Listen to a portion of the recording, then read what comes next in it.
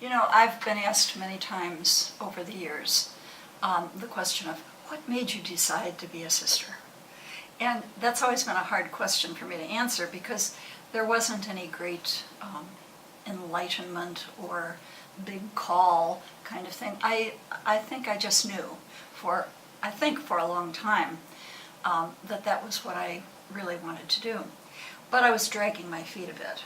I was a senior in high school, and I thought, well, there's time, and you know, I won't tell people yet, and some of that kind of thing.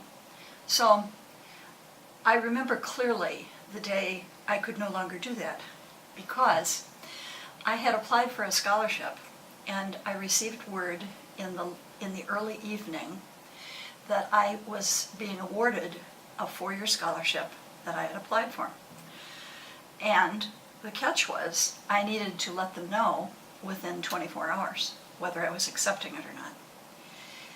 And you know, at that moment, and I really have a very clear recollection of that night, at that moment, I knew there was really no question. I could not accept the scholarship. I knew that what I needed to do and wanted to do, and I think had wanted to do for a long time, was to become a Dominican sister. And so I just knew that that was the decision. Now the catch to part of this was that I had never discussed this with my parents. It's a fairly big life decision. I was only a senior in high school, and I had not discussed it with my parents.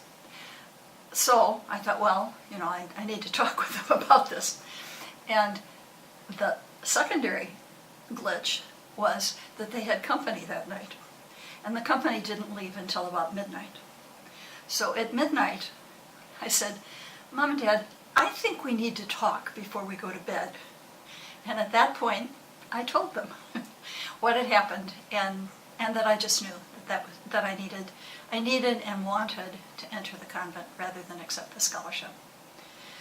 And they were fine with it, ultimately. I think as any parents would. They, you know, they had some questions, and they I think might have been happy if I had waited a little while longer, but they were fine with it, and that was a wonderful support to me.